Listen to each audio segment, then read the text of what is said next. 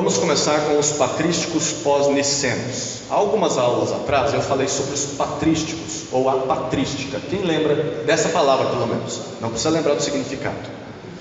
Agora quem lembra do significado? Quem lembra? O que são os patrísticos, o estudo da patrística? Patrística vem de pater, que significa pai. Pai ou pais da igreja. Ajudei? O que significa o estudo da patrística? Estudo dos pais da igreja. Quem eram os pais da igreja? Os bispos, os primeiros teólogos da história. Assim, pós os bíblicos. Então, a igreja, depois que os apóstolos morrem, os discípulos desses apóstolos começam a escrever. Então, eles são chamados de pais, porque são os primeiros a escrever teologia além dos autores bíblicos. E esse período da patrística, que é o estudo desses escritos desses homens, quem lembra qual o período que abrange a patrística? 4º e 5º século. Isso, certo? Nós vamos falar agora sobre isso. Alguns historiadores eles divergem entre o 4º século e outros entre o 5º século, mas mais ou menos entre 4º e 5º. Então, o estudo da patrística é o estudo dos livros, dos escritos teológicos desses primeiros cristãos teólogos nesses primeiros 5 séculos. Se você for procurar numa biblioteca ou no Mercado Livre ou numa livraria, você descobrirá que há muitos livros da patrística, volumes assim imensos. Vale a pena ler? Vale, mas se prepare. Se prepare porque é um desafio, porque é um mundo totalmente diferente, uma época totalmente diferente. Mas vale a pena se você tem interesse pela história, principalmente a história da filosofia. Esses homens são considerados um dos primeiros filósofos também, então vale a pena. Por que eu estou citando os patrísticos? Porque o Concílio de Nicéia, que foi essa reunião da qual eu citei no início, ele foi um marco para a igreja nos primeiros séculos. O Concílio de Nicéia, quem lembra qual foi o ano em que ele ocorreu? 300, especificamente 318. Então é o início do 4º século, certo? O Concílio de Nicéia acontece ali no início do 4º século, ano 318. E ele é um marco para a história da patrística, para o estudo da patrística. Por quê? Porque após o Concílio de Nicéia, todos os pais da igreja são divididos em 3 blocos. Ou aqueles que são pré-nicenos, os que viveram antes do Concílio de Nicéia, aqueles que são nicenos, que escreveram na época do concílio, e os pós-nicenos, os que escrevem depois desse período. Nós já vimos sobre os pré-nicenos, quando eu falei sobre a patrística, são os pais apostólicos, aqueles que tiveram contato com os apóstolos, e os pais apologéticos, aqueles que defendiam a fé contra as heresias que estavam surgindo na igreja. Tem os nicenos, que são aqueles que confrontam Ário, que dizia que Jesus foi criado, o verbo foi criado em algum momento, então ele era abaixo de Deus Pai, e ele não era tão divino quanto Deus Pai. E nós temos os pós-nicenos.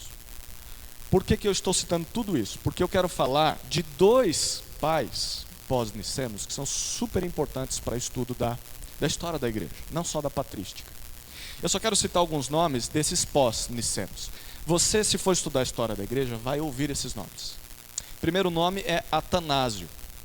Esse homem vive em meados do século 3 e 4. Segundo, João Crisóstomo, um super pregador. Esse homem era baixinho desse tamanho aqui, Gil, mas ele tinha uma eloquência, uma sabedoria. Tem sermões dele, e você consegue encontrar sermões do João Crisóstomo, uma grande voz profética na época. Teodoro de Mopsuestia também é um desses pós-nicenos. Basílio de Cesareia, Gregório de Nissa e Gregório de Nazianzo, dentre outros. Teria algo a falar sobre esses homens, mas eu quero focar em, na verdade, 3 que se destacam mais. 2 eu vou falar mais, 1 é só para nível de contexto. Um que eu vou falar bastante é esse primeiro aí, que é o tal do Jerônimo. Pode passar. Jerônimo. Jerônimo, ele viveu entre 347 a 419 depois de Cristo. Foi um dos primeiros a comentar vários livros da Bíblia. Um dos primeiros a tentar ajudar as pessoas a compreenderem o que a Bíblia dizia, fazendo comentários dos textos bíblicos. E ele fez isso com textos tanto do Antigo Testamento quanto do Novo Testamento. Mas a sua maior contribuição para a igreja na época foi a tradução que ele fez da Bíblia para o latim, que é chamada de Vulgata Latina. E eu vou explicar para vocês a história dessa tradução. Você vai lembrar que durante o período interbíblico, o que é o período interbíblico? Quem lembra? No meio dos testamentos, certo? Então nós tínhamos o Antigo Testamento, ele é escrito, compilado até um certo período. Depois disso, Deus não fala, não se revela mais. E aí nós temos a revelação do Novo Testamento. Esse período de 400 anos em que Deus fica em silêncio do Antigo para o Novo Testamento é chamado de período interbíblico. Certo? Ficou claro? No período interbíblico, a língua que mais se começou a falar era a língua grega. Por quê? Porque o povo de Israel acabou sendo dominado pelos romanos, que falavam grego. E muitos deixaram de falar o hebraico, que já, na verdade o hebraico já estava quase em extinção no povo de Israel, e deixaram de falar o aramaico. Eles ainda falavam em aramaico. Quem assistiu A Paixão de Cristo, aquele filme do Mel Gibson, tem cenas bem fortes da crucificação e tal. Aquele filme ele foi gravado em aramaico. Em aramaico. Porque a língua que Jesus falava não era a língua grega. E nem a língua hebraica. Era a língua aramaica. Porque era a língua que eles aprenderam na Babilônia, quando estavam cativos, no exílio. Conforme o tempo foi passando, eles deixaram de falar essas línguas para falar a língua grega, porque era como se fosse o inglês hoje no mundo, né? Universal, a língua que todos falavam em todo canto. Os judeus ainda falavam entre si em aramaico. Tentavam estudar em hebraico, mas eles tinham que se comunicar com as pessoas em grego. E muitos, por causa disso, viram que havia surgido a necessidade da tradução da Bíblia para a língua grega. Porque muitos já não falavam mais a língua do Antigo Testamento, que é, em sua maioria, em hebraico, e em trechos em aramaico. Então, as pessoas já não conseguiam mais ler a Bíblia. Portanto, surgiu a Septuaginta. O que é a Septuaginta? Quem já ouviu falar da Septuaginta? Só eu ouvi falar? Tem umas mãozinhas aí. O que é a Septuaginta? A Septuaginta é literalmente, essa palavra grega significa tradução dos 70. Acredita-se que em 285 a.C., 70 judeus que falavam muito bem o grego, falavam muito bem o aramaico e o hebraico, eles traduziram o Antigo Testamento para a língua grega. Então eles se reuniram e compilaram essa tradução. Muitos livros do Novo Testamento, sempre que citam o Antigo Testamento, pasmem, por isso que é importante você saber o que é a Septuaginta. O Gideon já disse isso. Muitos livros do Novo Testamento, quando estão citando passagens da Escritura, dizendo que os profetas disseram isso, eles estão se referindo à versão grega do Antigo Testamento, a Septuaginta. Porque às vezes há uma citação no Novo Testamento em que diz assim, o profeta disse X. Aí você vai lá na passagem e o profeta não está dizendo X. Ele disse YZ, mas o X não... Por quê? Porque esse autor do Novo Testamento está se referindo à Septuaginta, que era a tradução que ele tinha. Então por isso que às vezes você consulta a passagem no Antigo Testamento e vê que ela é um pouquinho diferente, tem um ou outro detalhe diferente. Porque na tradução, alguns detalhes são perdidos ou alguns acrescentados. Então a maioria das referências do Novo Testamento é a Septuaginta. Era a Bíblia que eles tinham na época. Foi essa tradução que, por exemplo, dividiu o texto do Antigo Testamento em capítulos e versículos, como nós vemos hoje. A tradução da Septuaginta. Por causa dos hereges, agora o tempo vai passando, lembra um dos maiores hereges da igreja cristã nesse princípio? Primeiro, segundo século. Quem que era o camarada? Um camarada que dizia que o Deus do Antigo Testamento era um Deus diferente do Novo Testamento. Eu vou citar ele hoje à noite no sermão. Um camarada que tentava tirar trechos da Bíblia dizendo isso aqui não é palavra de Deus, vamos ficar só com os escritos do apóstolo Paulo. Não, antes diário. Começa com M e termina com Arcião. Marcião. O Márcio Grandão. O Marcião. Marcião, ele surge como um líder na igreja, e aí ele começa a dizer, não, então o Deus do Antigo Testamento é um Deus diferente do Novo, o Deus do Antigo é um Deus mau, um Deus irado, um Deus que quer matar todo mundo, o Deus do Novo Testamento é um Deus de amor, o Deus que envia o seu Filho para morrer pelos pecadores. Marcião, ele não conseguia entender essas duas coisas, então ele rejeitou o Antigo Testamento, e o que ele começou a fazer? As pessoas que vinham até ele gerou um próprio cânon. Eu já vou falar sobre cânon. O que isso significa? Ele gerou a sua própria Bíblia. Ele começou a tirar livros inspirados por Deus e colocando livros apócrifos no seu cânon. E eu já vou explicar também o que é apócrifo. E aí começou um grande problema na igreja da época, porque a igreja era uma só, né? Apesar de ser em várias regiões, era uma, né, ali nos primeiros séculos, era uma igreja só. E aí, cada igreja tinha a sua própria Bíblia. Não tinha editora, não tinha gráfica. Hoje é legal, né? Eu posso citar, olha, eu uso essa versão, você pode comprar essa versão, e nós vamos ler a mesma versão. Naquela época não tinha isso. Dificilmente o pessoal tinha rolos de pergaminho com a Bíblia, né? Então, havia muita dúvida sobre qual era a Bíblia mesmo. Quais eram os livros que Deus tinha inspirado. Cada igreja tinha os seus livros. Algumas igrejas tinham mais livros, outras menos livros. Você chegava para um irmão e falava, o que você acha da carta de Tiago? O outro irmão dizia, que Tiago? Tiago não é inspirado por Deus, não. O outro dizia, não, ele é inspirado por Deus. Na nossa igreja nós lemos Tiago. Era uma bagunça. E aí a igreja vê surgir o Marcião, que diz, a Bíblia de vocês está toda errada, agora é a minha Bíblia, que é a Bíblia correta, que é a palavra de Deus. Bom, então a igreja falou, nós precisamos marcar uma reunião aí. Uma reunião com café, bolo, para discutir sobre isso. Então eles juntam os líderes da igreja, e essa reunião acontece em 397 depois de Cristo, em Cartago. E nessa reunião, nesse concílio, o Novo Testamento, ele foi reconhecido como inspirado por Deus e encerrado. O que isso significa? Que eles disseram, esses livros que estão aqui são livros inspirados por Deus e Deus não vai mais trazer novas revelações. Deus usou esses homens para escrever a sua revelação, não tem mais novas revelações. Porque estavam surgindo livros de pessoas que diziam que eram inspiradas por Deus. Deixa eu explicar dois termos importantes aqui. O primeiro termo é cânon. Eu falei que ia explicar sobre ele. Cânon, quem já ouviu falar de cânon?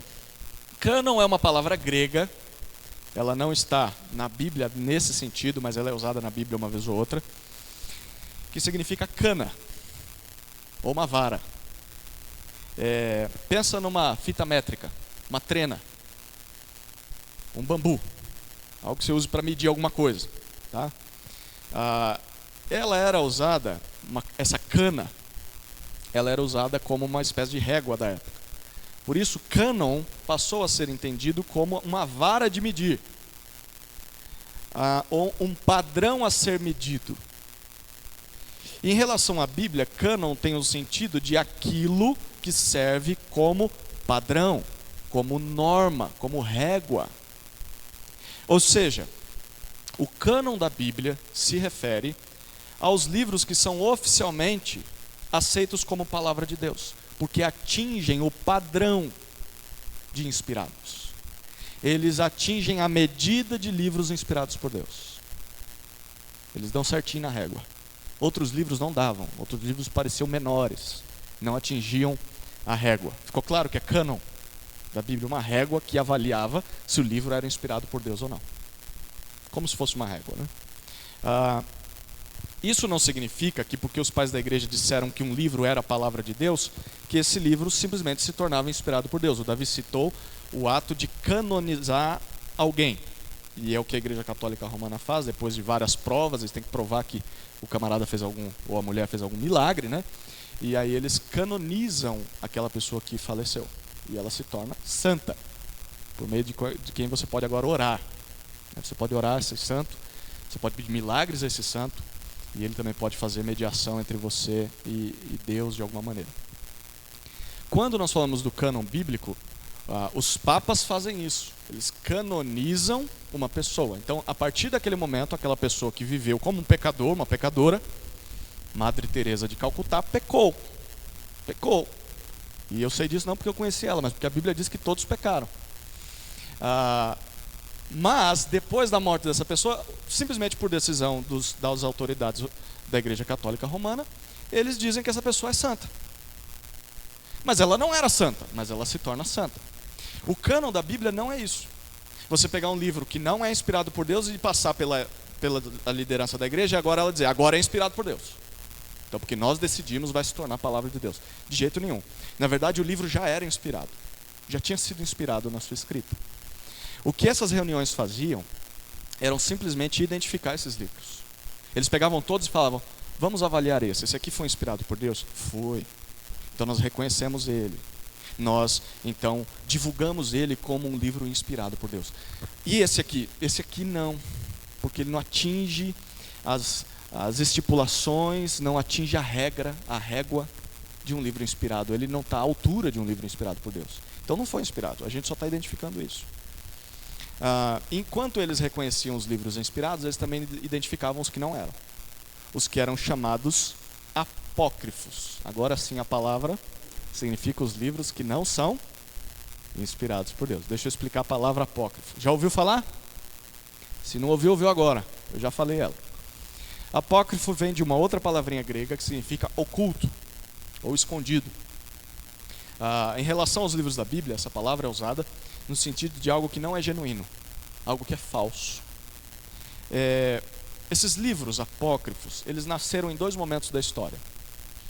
Eles nasceram no período interbíblico, em que Deus fica em silêncio entre o Antigo e o Novo Testamento, e nascem também depois de Cristo, depois que Deus para de se revelar também por meio dos apóstolos.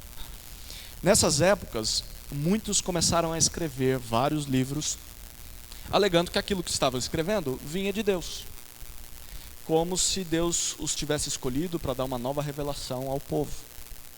Um exemplo disso, Maomé. Ele não diz que agora está defendendo o cristianismo, mas Maomé disse, Deus trabalhou no Antigo Testamento com o povo de Israel, mas agora a sequência da revelação de Deus é por meu intermédio. Ou seja, na cabeça de Maomé e daqueles que seguem o islamismo, eles estão seguindo o Deus verdadeiro que se revelou no Antigo Testamento. E os cristãos estão fora desse pacote.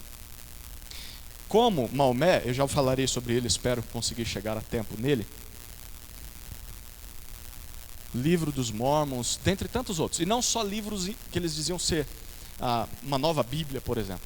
Mas às vezes o camarada escrevia uma carta. E aí, nessa carta, ele alegava ser Paulo, Pedro. Ele colocava lá, Pedro, apóstolo de Jesus Cristo. A partir de amanhã, todos vão começar a enterrar o seu dinheiro, porque isso vai dar prosperidade para vocês. Eu usei só um exemplo assim, esdrúxulo. E aí o pessoal falava, não, mas se é Pedro, a gente tem que fazer, porque é palavra de Deus.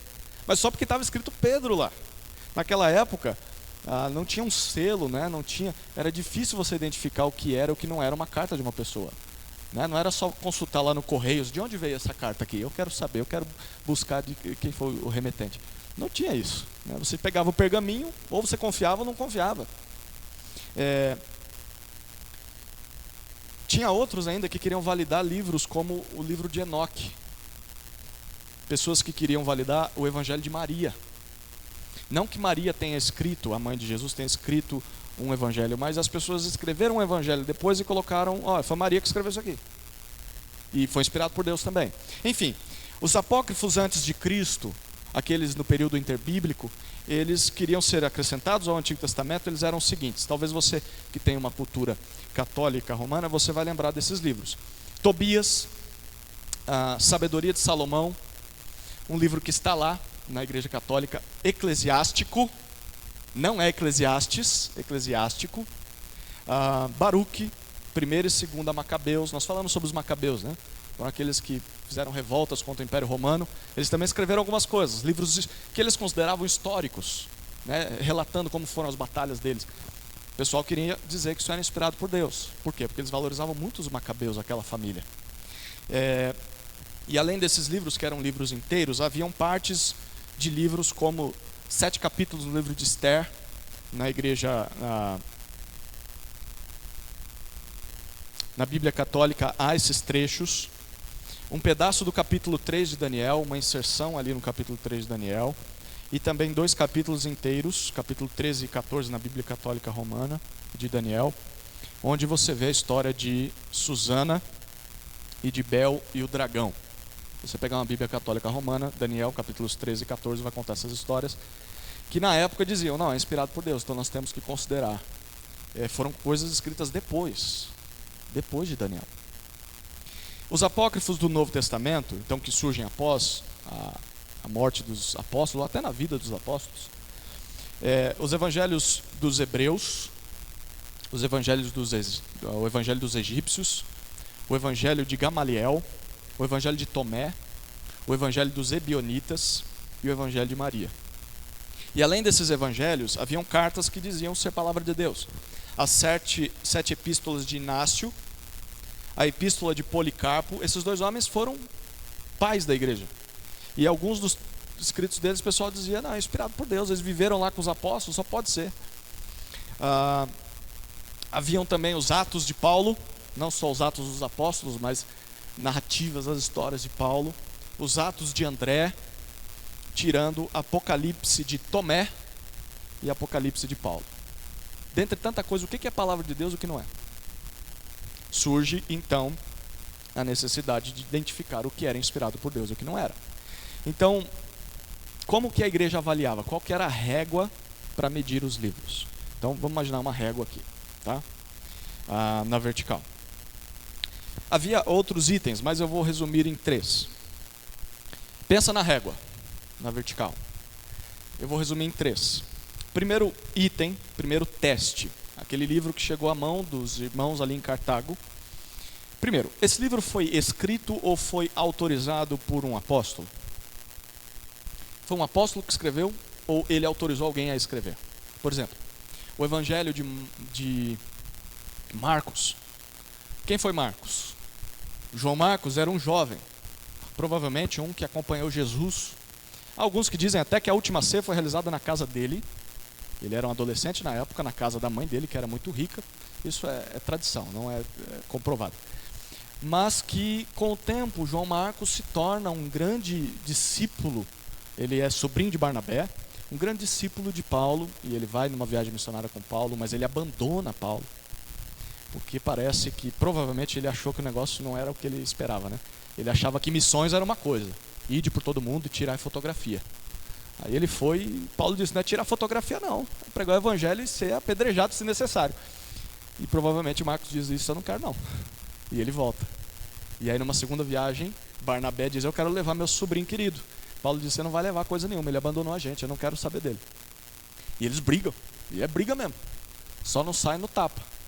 E aí Paulo diz, então vamos para um lado, pega Silas, Barnabé diz, eu vou investir no meu sobrinho. E vai para o outro lado.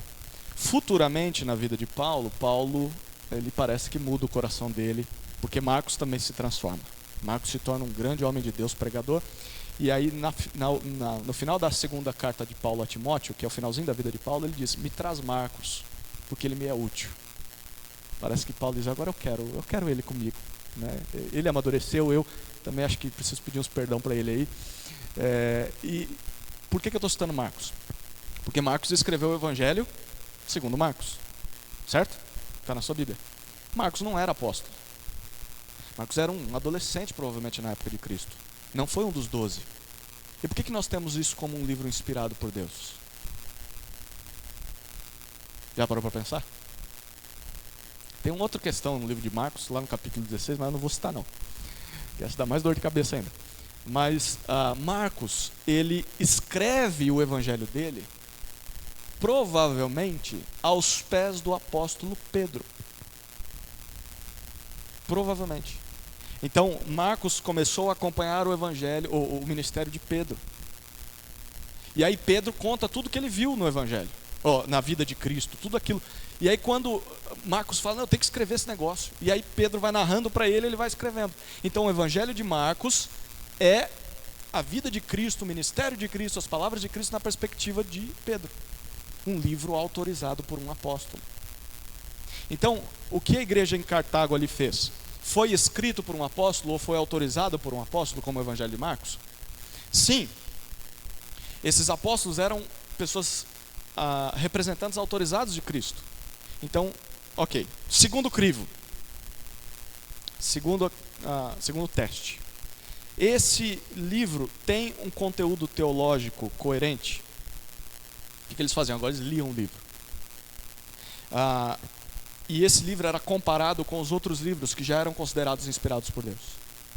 Se tivesse alguma doutrina suspeita, alguma doutrina contrária às Escrituras, esse livro era ignorado. Terceiro, o reconhecimento da igreja. Então, primeiro, a ligação com o apóstolo. Segundo, o conteúdo teológico. Terceiro, o reconhecimento da igreja. As pessoas observavam se os discípulos dos apóstolos, aqueles primeiros cristãos, os pais da igreja, eles tinham aceitado ou não aqueles livros. Se esse livro é inspirado, os primeiros crentes aceitaram eles.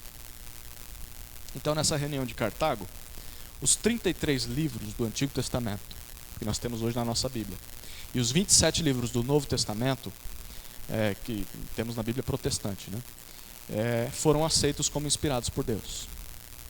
E foi-se então decidido que o cânon se encerrou. Deus não inspira mais nada. Tudo o que ele queria dizer, ele já disse nesses livros.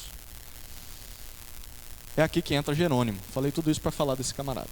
Alguma dúvida sobre essa história aí? Ou comentário, alguma coisa? Ficou claro o percurso? Tem mais detalhes, mas eu tentei dar um resumo. Certo. Quando entra Jerônimo? Jerônimo traduz, então, ele pega a Septuaginta, que era a tradução do Antigo Testamento na língua grega, traduz a Septuaginta para o latim, que era a língua que agora os eruditos falavam. Os eruditos falavam nas academias, nos locais de estudo. E ele então traduz isso, e na sua versão da Vulgata Latina, ele é chamada de Vulgata Latina, a tradução de Jerônimo, da Septuaginta para o latim. Então perceba, havia o texto hebraico, aramaico e grego, escrito no original. O que Jerônimo faz? Ele pega esse texto, havia esses textos originais. A primeira tradução da Bíblia foi para o grego, Septuaginta. Eles pegam esses textos e traduzem para o grego. Jerônimo vem e não vai nos originais. Jerônimo vai na Septuaginta e traduz a Septuaginta para o latim. 3 traduções, o significado pode ser perdido em algumas coisas. Aqueles que já estudaram algum tipo de língua já perceberam isso. As coisas podem ficar mais obscuras ou mais claras, Jerônimo está interpretando, mas ele está traduzindo para o latim. E nessa tradução dele, ele aceita os livros que a reunião de Cartago decidiu como inspirados. Ele diz, esses são inspirados. Mas, aí Jerônimo coloca um apêndice, ou apêndices. O que é um apêndice? É aquilo que não serve para nada aqui, é do lado esquerdo ou direito? Esquerdo? Direito? O apêndice dizem que não serve para nada, né? E só serve para inflamar e tem que arrancar, né, Carlinhos? Porque senão dá um estrago aí, se estourar. Em um livro, o apêndice não é algo que serve para nada. Se você for ler um livro, às vezes ele tem apêndice, que é algo que o autor queria dizer, mas que não tinha tanto a ver com o assunto do livro, mas que ele acha importante que você leia. Então ele colocou lá como apêndice. Você lê se quiser. Se ler, vai ganhar em conteúdo. Jerônimo disse, gente, para não perder o bonde, né? Eu já estou aqui traduzindo mesmo, e eu vou fazer o seguinte, eu vou pegar os livros apócrifos, eu não considero eles inspirados por Deus, mas eu acho que seria bom para nível de consulta, para o pessoal ver o que pensavam naquela época. Eu vou incluir esses livros como apêndices na minha tradução. Legal. Na época de Jerônimo todo mundo entendia isso. O problema é que com o passar do tempo, o que você acha que a igreja começou a fazer? Aceitar como inspirado. Porque estava junto. Era a única Bíblia que eles tinham, né? Na Reforma Protestante, os reformadores rejeitaram de vez os apócrifos, nós falaremos sobre isso, mas a Igreja Católica Romana, em 1546, na Contra-Reforma, um concílio em Trento, eles permanecem com os apócrifos. E por quê? Por que a Igreja Católica Romana, no século XVI, decide ficar com esses livros? Porque eles defendiam muitas das práticas da Igreja na época. Eu vou citar algumas. Práticas condenadas pelos reformadores. O purgatório. Da onde vem a doutrina do purgatório? De que quando você morre, você vai para o limbo e fica ali pagando seus pecados e depois você vai para o céu. Livros apócrifos. Outra doutrina, oração pelos mortos. Quem foi que ensinou que a gente pode orar por quem já morreu? A missa do 7º dia, vamos rezar pela pessoa. Da onde vem isso? Livros apócrifos. Outro tipo, salvação pelas obras. Se você cumprir os sacramentos, se você for uma pessoa jóia, legal, você vai ser salvo. Apócrifos. Então, o que a Igreja Católica Romana diz? Se a gente abrir mão desses livros, a gente vai se tornar reformador. Vamos nos tornar como aqueles que estão saindo da Igreja Católica. Então vamos fazer o seguinte, vamos ficar com essas coisas. E esses apócrifos sustentam a doutrina da Igreja Católica Romana até hoje. Até hoje. Nós vamos ver isso mais à frente nas próximas aulas. Esse é o primeiro nome, Jerônimo. Estou pensando em Justino. Jerônimo. Alguma dúvida sobre isso? Essa é toda a história da tradução bíblica e é por isso que hoje nós temos na Bíblia Católica Romana, e sempre que eu digo Bíblia Católica Romana, eu estou me referindo à Igreja Católica não só como Igreja Católica, já reparou? Porque a Igreja Católica era a Igreja dos cristãos. A romana, ela começa a seguir um caminho diferente, a de Roma. A de Roma, a Igreja em Roma. A do Ocidente também, a do Oriente também. Mas a que tem mais peso é a de Roma. E por causa do papado, eu pretendo falar sobre isso hoje se der tempo. Por que a igreja tomou tanto poder? A de Roma. Igreja Católica Romana, entenda-se, eu estou falando daquela igreja que tem a sua capital em Roma, o Papa, enfim. E que tem as suas catedrais aí e as suas paróquias pelo Brasil também. Ficou claro? Vamos lá. Agostinho de Hipona é o segundo nome. O segundo nome não está destacado, mas está ali embaixo como subtópico. Ambrósio de Milão. Ambrósio foi um dos pais pós-nicenos. Ele escreve depois do concílio de Nicéia.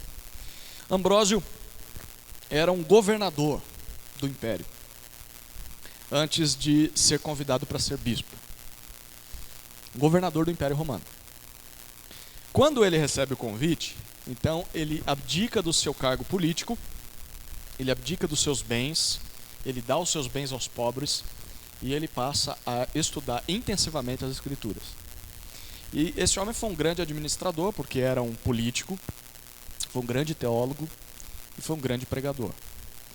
Mas a pregação desse camarada era dominada pela interpretação alegórica das Escrituras. Lembra das escolas de interpretação da Bíblia que nós falamos?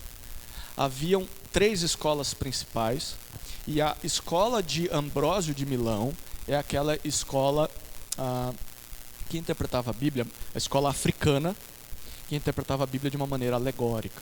O que eles faziam? Pegavam uma história, e ele achava que a teologia estava nas entrelinhas da história. Então, ele dizia, tem um significado na história, mas o maior significado está onde você não vê nada aí. E aí quem que via alguma coisa? Os pregadores. Então o camarada pregava, pegava uma história, por exemplo, eu vou pegar uma aqui, a do bom samaritano, em que o camarada é assaltado, espancado, fica lá na estrada, e aí passam alguns sacerdotes, passa o pessoal religioso da época, ninguém vai ajudar ele, vai um samaritano ajudar ele, que era o inimigo do povo judeu, e ele pega esse camarada, arruma, enfaixa as feridas dele, cuida dele, leva ele para uma estalagem, paga lá a estadia dele e diz, olha, se ele tiver mais algum custo, depois eu passo aqui e pago e tal. A mensagem de Jesus é que nós deveríamos amar o nosso próximo como esse samaritano fez. Ele não olhou se era judeu, se não era, enfim. Mas é que os camaradas alegóricos da Escritura diziam. Bom, esse é um dos significados do texto. Agora deixa eu dizer um significado maior. O judeu que estava caminhando pela estrada é Israel. Você não está vendo isso no texto, mas porque eu estou vendo. Você tem que aceitar agora isso aí. Os que passam e roubam ele é o diabo. Eu não estou lembrando da história, mas é algo parecido assim. Os que passam de largo e não ajudam são os povos, são o povo rebelde, enfim. E quem vem ajudar ele é Jesus Cristo. A estalagem para onde ele leva é a igreja. As moedas, tinha significado até para as moedas que ele deixa lá. Essa é uma interpretação alegórica da Bíblia. Você vê isso na sua Bíblia quando você lê? Não vê, mas os pregadores viam. Eles diziam que o verdadeiro sentido do texto mais profundo estava nessas alegorias deles. Da onde eles tiravam isso? Da cabeça deles. Por que isso é importante? Porque Ambrósio de Milão, ele tinha essa linha de interpretação da Bíblia, ele pregava dessa maneira. Acredita-se que ele foi quem introduziu os hinos na igreja do Ocidente. Então a igreja até aquela época, até a época de Ambrósio, cantava só trechos da Escritura. Cantavam os salmos, os trechos do Novo Testamento. Mas aí quando chega Ambrósio de Milão, ele diz, por que não colocar hino? E ele introduz letras criadas de fora, não letras tiradas da Escritura. Então a igreja agora cantava textos da Bíblia, mas também cantava composições feitas por artistas cristãos, claro, poetas cristãos. Mas ele que introduz isso. Foi através da pregação desse camarada, uma pregação alegórica, que um jovem, ou já um homem, chamado Aurélio Agostinho, se rende à fé. Quem é Agostinho? Agostinho é um dos homens de maior envergadura teológica, além dos apóstolos. Esse homem foi bispo, pregador, administrador, estudioso, teólogo, filósofo, historiador, escreveu cartas, comentou textos bíblicos, foi mestre, foi professor e foi autor de livros. Ufa! Esse foi Agostinho, que veio da cidade de Hipona. Dentre os seus livros, talvez 3 são mais importantes, você pode ler e encontra esses livros traduzidos para o português. Primeiro livro, A Cidade de Deus, um livro que influenciou muito a Igreja Católica, que mostrava qual era a diferença do mundo em que se vivia e o mundo ideal por Deus nessa terra. E na Cidade de Deus, Agostinho mescla política com a igreja, o Estado e a igreja. E ele diz que Deus deveria reinar sobre tudo por meio da igreja, e isso vai gerar uma confusão daqui para frente. Mas é um livro que vale a pena dar uma lida, uma passada aí se você tiver coragem. Segundo livro, As Confissões. Esse livro tem sido republicado. Já ouviu falar das Confissões de Agostinho? Tem uma banda evangélica do nosso tempo agora que tem uma música só sobre as confissões.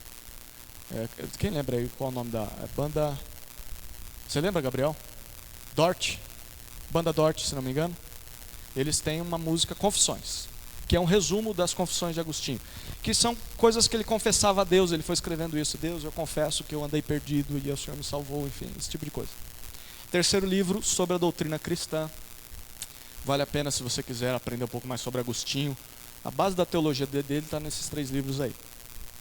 A história de Agostinho é bem interessante. Ele começa sendo um apaixonado pela filosofia.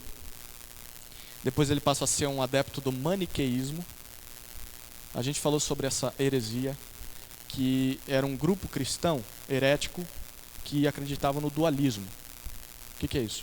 Existe o bem e o mal, eles são tão poderosos um quanto o outro. O bem e o mal estão dentro das pessoas, e você tem que lutar para que o bem prevaleça sobre o mal, porque o mal pode vencer você. E a Bíblia nunca ensinou isso, mas esse povo dizia isso aí. Então ele fica 9 anos como um bom ouvinte dessa religião. Depois ele cansa, ele fica fascinado pela astrologia. E a astrologia era diferente do que nós lemos hoje. A astrologia envolvia misticismo. Agostinho foi um místico. Ele nunca chegou a praticar astrologia, mas ele ficava ali fascinado com o misticismo.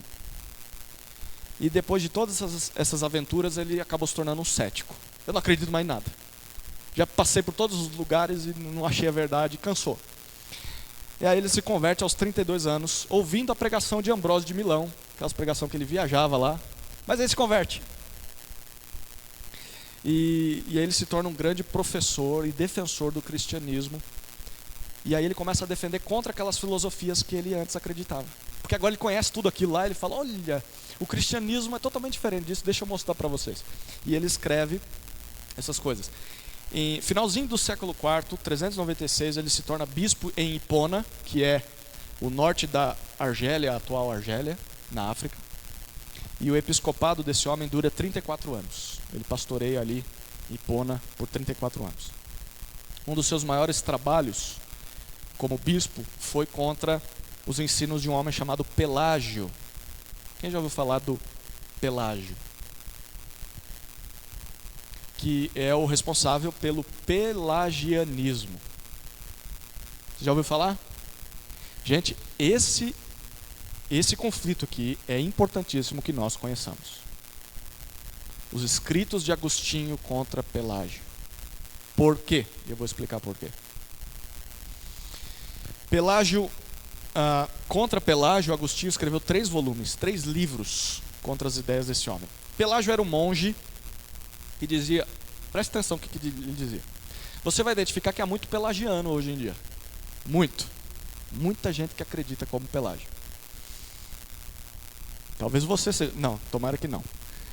Pelágio era um monge que dizia o seguinte, olha, Adão foi criado mortal. E aí, tá. Adão teria morrido, peraí, agora começa o problema. Mesmo sem a queda ao pecado. Se Adão não comesse do fruto, ainda assim morreria. Ele podia tentar fazer o que fosse para preservar a vida dele, ele morreria em algum momento. Peraí, da onde Pelágio tirou isso aí? Eu sei que ele deveria comer do fruto da árvore da vida. Mas a morte é promessa de Deus caso ele comesse do fruto da árvore do conhecimento do bem e do mal. Bom, Pelágio diz isso. Aí, Pelágio vai além. Pelágio diz assim, o pecado de Adão afetou apenas Adão. Quando Adão come do fruto, só Adão está caindo no pecado. Portanto, cada ser humano não nasce caído no pecado. Cada ser humano nasce inocente. O bebezinho é inocente. A criança é inocente. E ele só se torna pecador porque ele cai no pecado que Adão também caiu. Ou seja, nessa doutrina de Pelágio havia homens sem pecado, mesmo antes de Cristo nascer. A Bíblia diz que Jesus foi o único que não pecou. Mas segundo Pelágio, todo homem, toda mulher nasce sem pecado. Está vendo o problema que isso gera? Tem gente que é pelagiano hoje, que diz que a criança é salva até os 7 anos, até os 12 anos, depois você tem que batizar, porque senão vai morrer. Para Pelágio, ao nascer uma criança já tem a vida eterna. Ele acreditava que com batismo, sem batismo, a criança já tem a vida eterna. E ela perde a vida eterna ao praticar o pecado quando chega à idade da razão. Então ela é inocente, nunca pecou, e quando ela chega à idade da razão, que para Pelágio era os 7 anos de idade, ela peca, cai no pecado e perde a vida eterna. Bem bíblico o Pelágio, né? Pois é. O pecado então é comunicado à raça humana, a essa criança, não por ela ser filha de um pecador e de uma pecadora, pela semente do homem. Mas o pecado é comunicado a essa criança pelo exemplo dos pais. Então a criança vê os pais pecando e imita o pecado dos pais, e quando ela entende que está fazendo isso, então ela caiu em pecado. Portanto, tanto Adão quanto Cristo, eles influenciam o homem. Se a criança, a partir dos 7 anos, quer seguir a Cristo e não escolhe pecar, então ela vai ser salva dessa maneira. Cabe à criança decidir a quem vai dar ouvidos. Agostinho olhou para isso e falou, de jeito nenhum. Não. Isso não é bíblico, Pelágio. E um dos textos que mais Agostinho defendia é o texto de Romanos, capítulo 5, verso 12. Romanos 5,12, abra sua Bíblia aí. Foi um dos textos em que Agostinho mais usou para combater Pelágio. Olha o que ele dizia. Dizia o texto, perdão. Portanto, assim como o pecado entrou no mundo por um só homem, de quem ele está se referindo? Adão. O pecado entra no mundo por meio de Adão. E pelo pecado de Adão, a morte também entrou no mundo. Assim também a morte passou a todos os homens. Olha que interessante. Pelágio dizia: Adão não morreria. Paulo diz: Adão só morreu porque o pecado entrou no mundo. E ele foi o responsável. Mas os filhos de Adão também morrem, e nós somos filhos de Adão. Sabe por quê? Por que eu e você iremos morrer? Finalzinho do versículo diz: pois todos pecaram. O que Agostinho dizia? Pelágio, você está errado. Sim, Adão pecou e ele foi afetado pelo seu pecado, porém, quando ele peca, ele é o nosso representante ali no jardim. Nós não tínhamos nascido ainda, mas é como se estivéssemos em Adão. Ele representava a raça humana ali. E quando ele desobedece a Deus, toda a raça humana desobedece a Deus. Mas eu nem nasci, eu nem existia, tá? Mas você estava em Adão. Portanto, quando ele cai e é expulso e disciplinado por Deus e agora virá a morte, todos aqueles que nascem sob esse juízo. Aí você diz: não, mas isso é injusto, porque eu nunca faria o que Adão fez. Se eu estivesse no jardim, eu faria totalmente diferente. É mesmo? Quem é pai e mãe aí sabe, com até mais experiência que eu e a Tamires, que um bebezinho, quando tem fome, peca. Ou melhor, quando tem fome não, né? Às vezes pode pecar com fome também. Mas quando tem fome, está trocadinho, tomou banho, não tem nada. Aí vem a birra. A birra é o quê? Da onde vem esse negócio? Da natureza caída. Ele nasce filho de Adão. Mas ele nem sabe que está fazendo aquilo. Ok, mas vai chegar um tempo em que ele vai ter consciência que está fazendo. Mas o que ele fazia era pecado mesmo assim. Por que era pecado mesmo assim? Porque ele nasce filho de um homem caído. Numa natureza, numa raça caída. É isso que Agostinho diz para Pelágio. E ele escreve dizendo: Pelágio, você está errado. O homem caído só pode se reconciliar com Deus através de um milagre, Pelágio. Não é pela decisão do homem. Se ele achar então que não vai cair em pecado e falar: vou seguir a Jesus, eu vou ser como Jesus. Não dá, Pelágio, ele está caído. É só um milagre, que é a regeneração. O Espírito de Deus vem a esse homem, a essa mulher, transforma esse coração de pedra em um coração de carne. E faz esse coração agora olhar para Deus com desejo de conhecer a Deus, de fazer o que Deus quer, de crer na palavra de Deus, de crer em Jesus. Se não for um milagre, Pelágio, é impossível que alguém saia dessa condição de perdição. Sem isso, nenhum homem consegue lutar contra o pecado, Pelágio. A princípio, Agostinho, então esses escritos são muito importantes para a caminhada da fé cristã. E se você parar para pensar, Pelágio ainda está vivo hoje, na cabeça de muitas pessoas. As ideias dele continuam. Agostinho, a princípio, ele seguiu a ideia do mentor dele, né, Ambrósio de Milão, e então ele pregava de maneira alegórica. Esse sermão do Bom Samaritano, se não me engano, é de Agostinho, que alegoriza todas as imagens ali da passagem. Mas com o passar do tempo parece que Agostinho ele passou a se preocupar mais com o real significado dos textos do que com a sua alegoria. Provavelmente o final dos escritos de Agostinho são mais lúcidos, né, em relação ao sentido literal do texto. E a interpretação da Bíblia de Agostinho, ela influencia muitos teólogos até os dias de hoje. Muitos teólogos.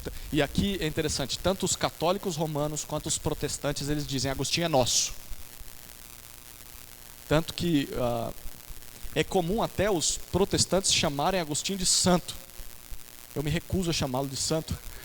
Ele é um homem como nós, mas os textos dele, as pessoas chamam ele de Santo Agostinho.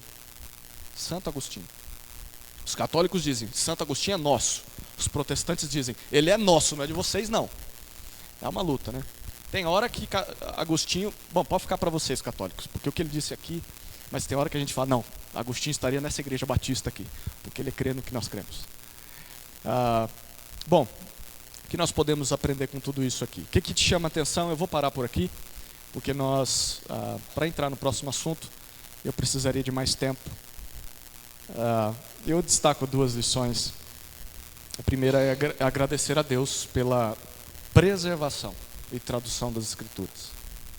Apesar de tudo isso que nós vimos, que Jerônimo, o mal que Jerônimo causou sem saber que estava causando, você vê a mão de Deus, né? Não só lá atrás, na inspiração dos textos, mas na preservação desses textos e na tradução desses textos. Eu falei que foi traduzido de 2 línguas diferentes para o latim. Muito poderia ter sido perdido. Um outro detalhe, sim, você perde do texto original, mas a essência foi preservada. Graças a Deus. Poderíamos, se o cristianismo, esse é um dos maiores fatores para mim, que comprovam de que Deus existe, e de que o cristianismo, a fé em Jesus Cristo, é de fato aquilo que Deus espera dos homens. Porque o que Deus fez com a Bíblia ao longo da história, a Bíblia era para ter sido extinta há muito tempo, se dependesse dos homens. E Deus preservou esses textos, preservou a essência desses textos, a maior parte desses textos. Eu digo maior parte porque as divergências em traduções são de 2%, e olhe lá, 98% de todo o conteúdo, a essência está preservada. Não se perdeu durante a história. Então agradecer a Deus. Deus, obrigado pela Escritura.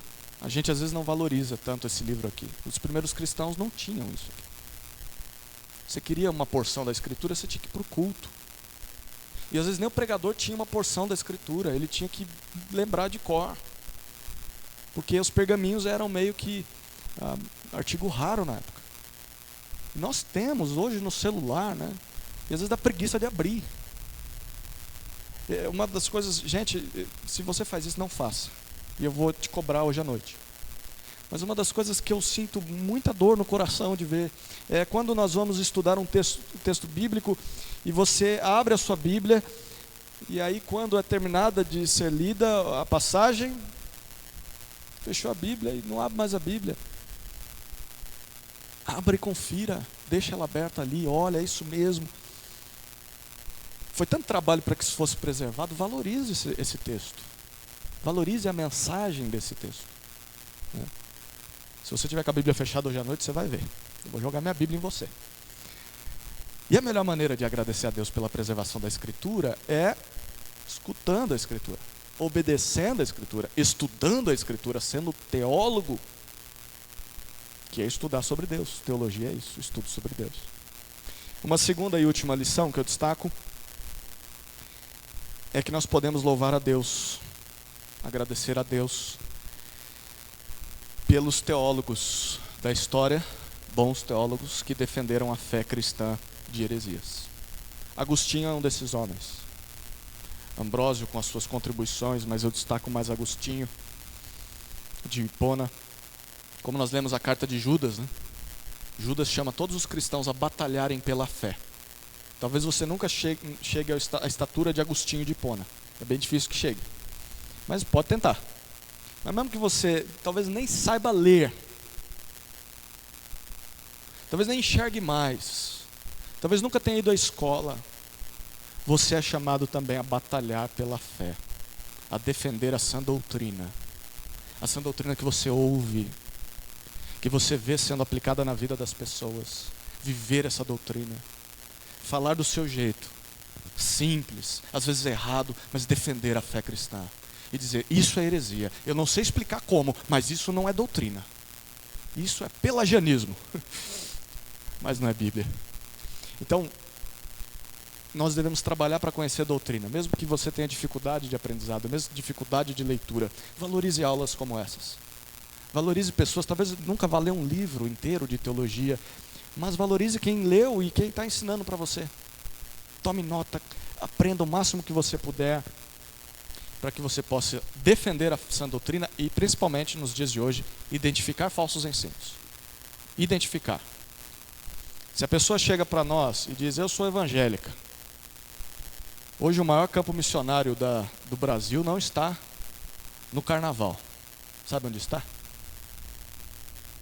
O maior campo missionário do Brasil. Onde está? Nas igrejas evangélicas. São palavras de um outro pastor que eu estou repetindo aqui. Nas igrejas evangélicas. Tem muito evangélico que nem sabe o que é crer em Jesus, mas ele diz que é evangélico porque ele frequenta uma igreja evangélica. Nós temos que ter sabedoria para discernir, peraí, mas quando foi a sua conversão? Ah, eu fui num culto lá, me emocionei, me arrepiei todo. Tá, mas quando foi que você confessou seus pecados a Deus, percebeu que era um pecador miserável, que precisava do perdão de Deus em Cristo Jesus? O que é isso? Eu sou evangélico, mas nunca ouvi esse negócio aí. Bom, então evangélico você não é. E às vezes há igrejas que não são evangélicas, mas tem a placa de evangélico, mas não entendeu ainda o evangelho. Nós, ao conhecermos a boa doutrina, defendermos a boa doutrina, nós saberemos identificar isso. E poderemos ajudar pessoas que amamos, da família, amigos, vizinhos. Não atacando as pessoas, mas chamando para conversar, questionando, respondendo, dizendo, não sei, vou estudar, vou tentar achar respostas.